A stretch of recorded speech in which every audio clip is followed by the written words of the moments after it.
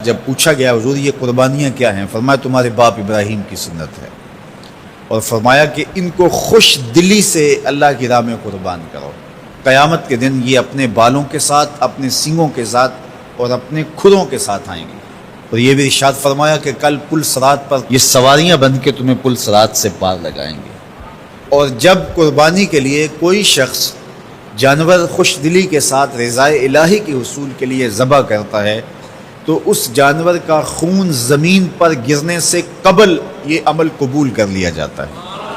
اور یہ بات بھی ذہن میں رکھیے گا کہ ایام نہر یہ 3 دن جو خون بہانے کے ہیں، 10، 11 اور 12 تاریخ، ان ایام میں آپ جو بھی عمل کریں، نماز پڑھیں اور دیگر صالح اعمال کریں، بہت قابل قبول ہیں اور اللہ ان کو قدر کی نگاہ سے دیکھتا ہے۔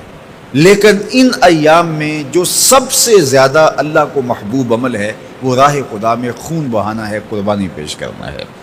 تو قربانی کا کوئی اور متبادل نہیں ہو سکتا۔ کچھ لوگ یہ فلسفہ ان دنوں کے اندر بیان کرتے ہیں کہ 20-50 ہزار کی قربانی کرنے کی بجائے اتنے اگر کسی غریب کو دے دیے جائیں تو اس کے 2-3 مہینے خیریت سے گزر جاتے ہیں، اور وہ گھر کے اندر جو ہے وہ ضرورت کی چیزیں ڈال لے تو گوشت تو 2-4 دن کے اندر کھایا پیا جاتا ہے، ختم ہو جاتا ہے۔ لیکن اگر اتنے پیسے کسی غریب کے گھر دے دیے جائے تو یہ اچھی بات ہے۔ تو اسلام کب اس عمل سے روکتا ہے؟ غریب کی مدد کیجیے، صرف عید کے دن ہی نہیں، مینڈے کی جگہ ہی نہیں، بلکہ اسلام تو راہ خدا میں جانور ذبح کر کے اسی جذبے کو بیدار کرنا چاہتا ہے کہ تمہیں گوشت کی ضرورت بھی نہیں تھی پھر بھی تم نے ذبح کر دیا، تو جہاں ضرورت ہوگی اور تمہاری ہمسائیگی میں، تمہارے اطراف میں جب کوئی غریب ہوگا تو پھر تم اس کے لیے ذبح کیوں نہیں کرو گے؟ اس کے لیے تم قربانی کیوں نہیں کرو گے؟ ایثار کیوں نہیں کرو گے؟ یہاں تو پھر بھی ہم گوشت خود کھا لیتے ہیں یا غرباء میں بانٹ دیتے ہیں، لیکن منا کی وادی میں جہاں لاکھوں قربانیاں پیش کی جاتی ہیں وہاں تو جانور کاٹ کے اس کو ذبح کر کے بس چھوڑ دیا، اس کے گوشت سے غرض ہی نہیں ہوتی۔ زیادہ تر حجاج ایسے ہوتے ہیں جن کو یہ بتا دیا جاتا ہے کہ تمہاری قربانی کر دی گئی ہے، اور وہ فون کال کے انتظار میں یا حکومت وقت کی جانب سے دیے گئے وقت کے بعد حلق کروا دیتے ہیں۔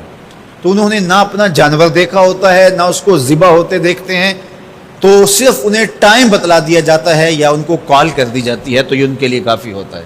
تو وہاں تو گوشت کھانا بھی مقصود نہیں، تو صرف اللہ کی رضا کے لیے جانور ذبح کرنا۔ تو جب رضائے الہی کے لیے جانور ذبح کرنے کا جذبہ پیدا کر کے تمہیں راہ خدا میں خرچ کرنے کی ترغیب دی جاتی ہے تو پھر تم پورا سال خرچ کرو گے، تمہارے لیے کوئی مشکل اور کوئی مشقت نہیں ہوگی۔ لیکن اگر تم جو ہے وہ اس جذبہ خیر سے نور حاصل نہیں کرو گے تو پھر تمہیں یہ دولت نصیب نہیں ہوگی۔ تو سب سے افضل عمل ان 3 ایام کے اندر جو بتایا گیا وہ یہی ہے کہ راہ خدا کے اندر خون بہانا ہے۔